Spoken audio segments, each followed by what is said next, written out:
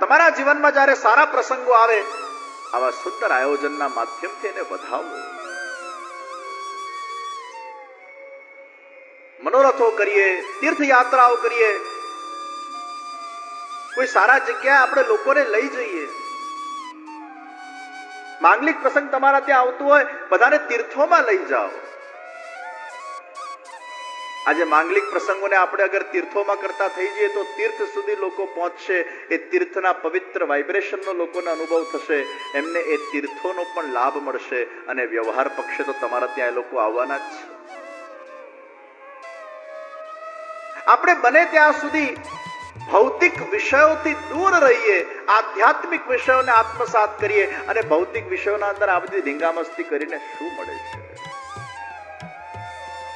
ભક્તિ વધે ને જીવનનો, પછી આ બધામાં આપણને રસ ઓછો થઈ જાય છે. પછી આધ્યાત્મિક ઉત્સવોમાં જે આનંદ આવે ને, સત્સંગમાં જે આનંદ આવે ને, આધ્યાત્મિકતામાં, અરે લોકોને સત્સંગ આપવામાં જે આનંદ આવે, ભગવદ કાર્યમાં જે આનંદ આવે, માનવતાના કાર્ય કરવામાં જે આનંદ આવે, આપણે આપણા માંગલિક પ્રસંગોને પણ ધર્મયુક્ત થઈને, પ્રભુને કેન્દ્રમાં રાખીને, સારી જગ્યા પર, પવિત્ર જગ્યા પર આપણે ઉત્સવોને ઉજવતા થઈ જઈએ. એમાં લોકો પણ ભાગીદાર બને અને ક્યાંક એ માંગલિક પ્રસંગોના માધ્યમથી લોકોને પણ કંઈક મંગલ સત્સંગની પ્રાપ્તિ થઈ જાય. દહીં બેચત હર મિલે, એક પંથ દો કાજ. તો ઘણા બધા લોકો આજે જાગૃત થયા છે. માંગલિક પ્રસંગ આવે એટલે શુભ કર્મ કરે, સત્કર્મ કરે, અનેક પ્રકારના માનવતાના કર્મ કરે, ભગવદ અનુષ્ઠાનો કરે, અને એ રીતે લોકોને આપણે ભેગા કરીએ.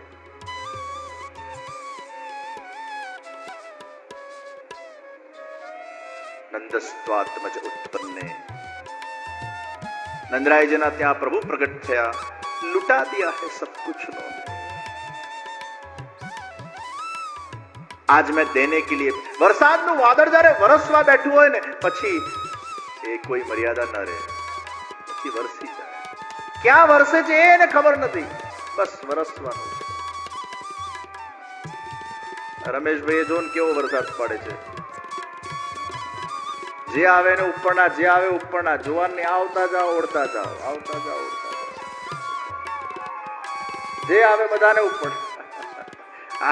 આ વરસાદ ઉપરણાનો વરસાદ છે. અહીંયા તો રોજ ઉપરણાનો નંદ મહોત્સવ થાય છે. ડેલી ઉપર આ આશીર્વાદનું વિતરણ છે.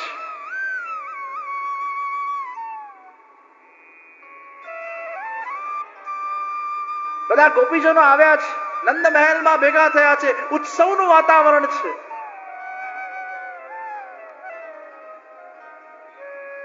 હલ્દી વાળું દહીં, જો યાદ રાખજો, આપણી સંસ્કૃતિ કેટલી અદ્ભુત છે. હલ્દી વાળું દહીં થી નંદરાયજીને સ્નાન કરાવવામાં આવ્યું.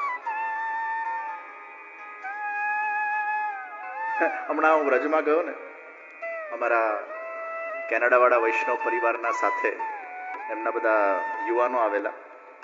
તો ગિરિરાજજીને દુગ્ધાભિષેક કરાવતો હતો, પછી પંચામૃત. તો નાના છોકરાઓને સમજાવતો હતો, નાના બાળકો પણ હતા, રમેશભાઈ એને સમજાવતો, જો ઠાકોરજી દૂધથી સ્નાન કરે, દહીંથી સ્નાન કરે, ઘીથી સ્નાન કરે, મધથી સ્નાન કરે, બુરાથી સ્નાન કરે, આ નેચરલ મોઇશ્ચરાઇઝર છે. Natural moisturiser.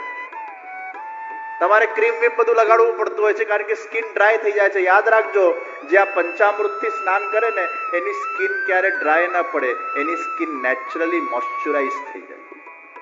ઠાકોરજી પણ, અને પછી આ બધા જેટલા ફેસ પેક બનાવે છે આ લોકો, પછી આમાં ક્યાંક ને ક્યાંક એ દૂધનો, દહીંનો, ઘીનો, મધ, હની, તમે આ બધા ફેસ વોશ જો, બધા હની વાળા, લેમન હની આવે છે કે નહીં? ભાવનાબેનને વધારે ખબર આવે છે કે નથી આવતું? આ બધી જ વસ્તુઓનો ઉપયોગ થાય છે.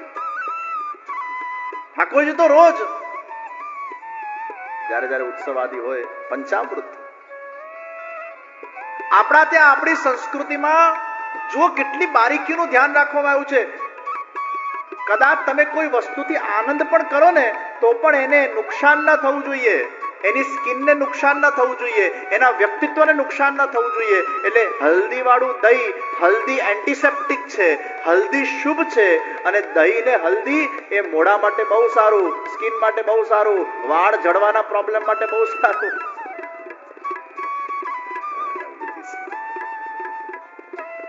દૂધથી સ્નાન થાય છે, કેસરી દૂધથી સ્નાન. જન્મદિવસ હોય અમારા વલ્લભકુલમાં પણ કેસરી દૂધથી સ્નાન થાય છે. એટલે અહીંયા સ્નાન કરાવવામાં સ્નાનનો પણ ભાવ છે, ઠાકોરજીને અરોગાવાનો પણ ભાવ છે, બંને ભાવથી. એટલે ગિરિરાજજી દૂધથી સ્નાન કરે છે, દુગ્ધ સ્નાન. પણ ગાયનું દૂધ જોઈએ અને મિલાવટ વગરનું દૂધ જોઈએ. પણ જો મિલાવટ વાળું દૂધ આવી જાય તો પછી ઉપાધિ થઈ જશે. તમે જો વિદેશોના અંદર કેટલું બધું મિલાવટ વાળું દૂધ હોય છે, ત્યાંના બાળકોને દૂધ પીતા એલર્જી થઈ જાય છે. આપણા એક પણ બાળકોને દૂધ પીતાની એલર્જી થતી નથી, કારણ કે ભલે ભેંસનું હોય તો ભેંસનું, પણ હજી ભારત દેશમાં એટલા હદ સુધી એ પ્રકારની મિલાવટો, કદાચ પાણી હોય ઠીક છે, પણ વિદેશોમાં તો એ ગાયની પ્રકૃતિ સાથે અમુક છેડછાડ કરવામાં આવ્યો છે.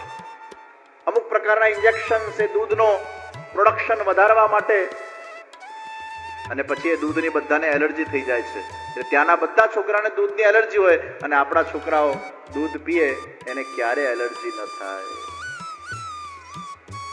તો હલ્દી અને દહીંનું સ્નાન કરાવવામાં આવ્યું છે. અને યાદ રાખજો, આપણા ત્યાં હલ્દીને અત્યંત શુભ માનવામાં આવી છે. અને એટલે જ જો આ બધા પાશ્ચાત્ય સંસ્કૃતિ વાળા શું કરે, એ લોકોનો જન્મદિવસ આવે ને એટલે આ લોકો શું કરે, પેલી કેક લે, પછી કેક લઈને મોઢા પર ચોપડે. જોયું છે ને તમે લોકો? એવું કેક લઈને મોઢા પર ચોપડે. એ ખાવાનો પછી વિષય છે, પેલા આમ ગંદુ ગંદુ કરી ચોપડે. કેકમાં ઈસ્ટ હોય, ઈસ્ટ હોય છે, અને એ કેક જ્યારે મોઢા પર ચોપડાય એ સ્કિન માટે બહુ ખરાબ. આપણે આપણા ભારતીય સંસ્કૃતિના અંદર અગર ભારતીય સંસ્કૃતિ પ્રમાણે અગર ઉત્સવોની ઉજવણી કરવી હોય તો હલ્દી વાળું દહીં કરો, એ ભલે ચોપડો, એની સ્કિને સારી થઈ જશે અને ઉત્સવ પણ ઉજવાઈ જશે. ભાઈ, આપણે કેક શું કામ ચોપડીએ? મીણબત્તી પ્રગટ કરે ને ફૂંક મારીને ઓલવી કાઢે. એટલે અમે લોકોએ ભારતીય સંસ્કૃતિ સંરક્ષણ અભિયાનનું શુભારંભ કર્યું કે એ અભિયાનના અંતર્ગત અસંખ્ય વૈષ્ણવોના બાળકો, યુવાનો હવે સંકલ્પ લઈ રહ્યા છે કે અમે અમારા જન્મદિવસે કેક ઉપર મીણબત્તી પ્રગટ કરીને એને ફૂંક મારીને બુજવીશું નહીં, પણ અમે અમારા જન્મદિવસે સ્વસ્તિક કરીશું, દીપને પ્રજ્વલિત કરીશું, અને એ રીતે અમે અમારા જન્મદિવસને ઉજવીશું. આવા અનેક યુવાનોને બાળકો હવે સંકલ્પ લેતા થઈ રહ્યા છે. મીણબત્તીનો ધુવાણો શું કામ કરવાનો? મીણબત્તીનો ધુવાણો એટલે વેક્સનું પોલ્યુશન છે, એન્વાયરમેન્ટ એનાથી પોલ્યુટ થાય છે. એના કરતા ઘી કે તેલનો દીવો, એનાથી એન્વાયરમેન્ટમાં પવિત્રતા આવે. दीप से दीप जलाओ, वो हमारी संस्कृति है. कैंडल से दीप जलाओ, ये हमारी संस्कृति नहीं है. ये कैंडल संस्कृति वो भारतीय संस्कृति नहीं है. તમે કેન્ડલ લાઇટ ડિનર કરો છો, દીવા લાઇટ ડિનર કરો. આપણે કેન્ડલ લાઇટ ડિનર કેમ કરીએ, દીવા લાઇટ ડિનર કેમ ના થાય? દીવડા ખાલી દિવાળીએ જ બહાર નીકળે, આખું વર્ષ પછી ખાલી મીણબત્તી સળગાવવાની. તમારા ત્યાં લાઇટ જાય તો મીણબત્તી નહીં સળગાવતા, દીવા સળગાવજો. દીવા એ આપણી સંસ્કૃતિ છે. ખાલી દિવાળી પૂરતા દીવાને સીમિત નહીં કરતા. કેન્ડલો ઘરમાં જોઈએ જ નહીં. કેન્ડલોનો વિરોધ કરો, એન્વાયરમેન્ટને પોલ્યુટ કરે છે. દીવા દીવા દીવા દીવા, દીપ જ્યોતિ સંસ્કૃતિને આપણે પાછી ઉજાગર કરીએ અને દીપ જલાવતા કરીએ લોકોને. દીપ પ્રજ્વલન हमारी संस्कृति. हल्दी वाला दही थी स्नान करवाना. આપણે જ્યાં તિલક કરીએ છીએ ને, એમાં હલ્દી કુમકુમ છે.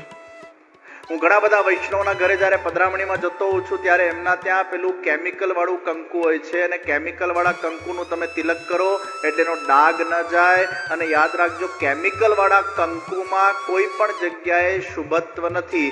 શુભત્વનું સંબંધ એ હલ્દી સાથે. હલ્દી કુમકુમ, હલ્દી કુમકુમ તમે કરો ને તરત ભૂસાઈ જાય, એના ડાઘ ન રહે. અને એટલે જ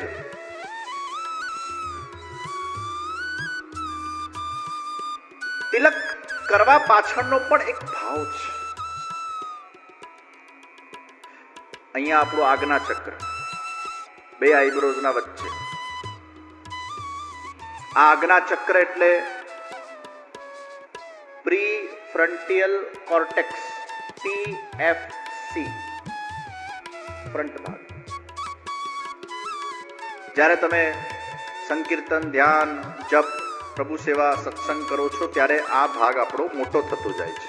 એટલે સ્ટ્રેસ, એન્ઝાયટી, ડિપ્રેશન, ફિયર ઘટે છે. મેં પહેલા દિવસની કથામાં કીધેલું કે સ્ટ્રેસ, ડિપ્રેશન, એન્ઝાયટી વધે ત્યારે એમેટગાલા નામનો એક બ્રેનનો એક ભાગ છે, એમાં વધારો થાય છે. અને એમાં જેટલો વધારો થશે તમારો સ્ટ્રેસ વધતું જશે. પણ તમે જેમ જેમ સત્સંગ કરતા જશો ધીરે ધીરે એ એમેટગાલા ઘટતું જાય છે. તો પ્રી ફ્રન્ટિયલ કોર્ટેક્સ, PFC, આ ભાગ આખો.